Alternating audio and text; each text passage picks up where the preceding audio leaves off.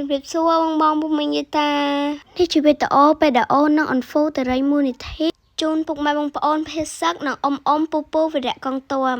តែពេលដែលអូនទៅដល់ហ្នឹងគឺម៉ោង3ជាងដែរហើយមេឃក្តៅមែនតែនហើយអូនក៏អត់សូវបានថតដែរ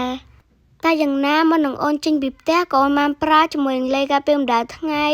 Recipe Box និង Cushion Cream Recipe Box តែណាមកណាក្រោមកម្ដៅថ្ងៃក៏អូនអត់ដែលភ្លេចប្រើទេព្រោះមិនធំតែផាហើយជួយការពារកម្ដៅថ្ងៃបានល្អទេថែមទាំងលាបទៅស្អាតទៀតតឥឡូវកាត់ធំនឹងសិនមកមើលពីសកម្មភាពរបស់អូនវិញមកពីគ្នាស្រោពីប្រទេសនេះកាន់តែខ្លាំងណាស់ធំជាមិនអស់ជាមិនដឹងទេប្រហែលដូនយើងរំតាមតែគូម៉ែយើងរំតាមតែតាតា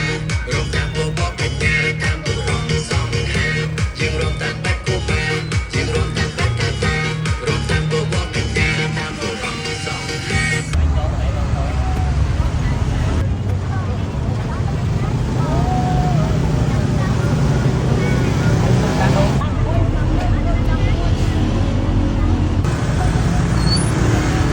ហើយថងកន្លែងនេះគឺអូនបានកាដូពីអ៊ំស្រីសុករស្មីម្ចាស់ក្រុមហ៊ុន Sibel Paris ជាដំណាប់ស្វាយញ៉ាំហើយពិតជាឆ្ងាញ់មែនតើប្រេនឆ្ងាញ់ណាស់អ៊ំពូមីង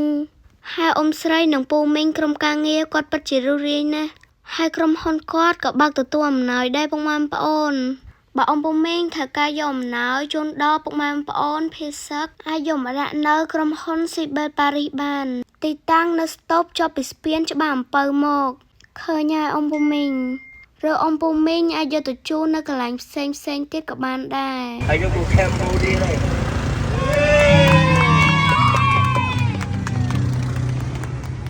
មកបានតំណាប់ស្វាយបានដូចពេលនេះញ៉ាំម្ដងអត់ដល់ប្រចាំជាងនឹងស្វាយចិត្តហើយខេមតំណាប់ស្វាយនំខ្មែរអូឡាច់ណាអូឡាច់ច្រើនមកបីយ៉ាងណាបងនិយាយគាត់បានដែរតែចាញ់2ថ្ងៃមុនបន្តិច2ថ្ងៃមុនមួយថ្ងៃយើងបាន1000តែឥឡូវនេះថ្ងៃនេះស្ទើរភាសាស្តុកនេះលឿនពេកបងប្អូនលឿនពេកចឹងស្អែកថាខ្ញុំត្រូវដូរស្តុកហើយដូរទៅស្តុកបញ្ញាសាស្ត្រនោះគឺថាស្តុកនេះយូរហើយបងប្អូនមានន័យថាចូលរួមច្រើនតែថាស្ទះចឹងណាចឹងទឹកប្រាក់ដែលយើងទទួលបានថ្ងៃនេះនៅស្តុកច្បារអំពៅនៅអាគារ Sibel Paris ទឹកប្រាក់បានចំនួន2លាន90ម៉ឺននិយាយមើលបាន2លាន90ម៉ឺននេះរកការសុបាយចិត្តហើយមួយទៀតដោយសារតែថ្ងៃនេះអត់សូវបានឆាវដូចថ្ងៃមុនទេដោយសារតែស្តុបលឿនស្តុបហ្នឹងឲ្យគេអាពណ៌បៃតងហ្នឹងឡើងយឺតហើយពេលអាពណ៌ក្រហមវិញឡើងលឿនពណ៌បៃតងលឿន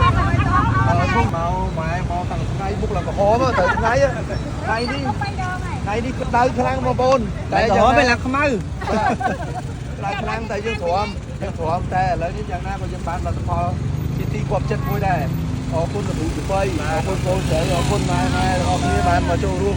ចឹង2លាន90ម៉ឺនបងប្អូនហើយនឹងភេទជ្ជៈ V Active ក៏ដូចជា V Cola បាទចំនួន30កេសយើង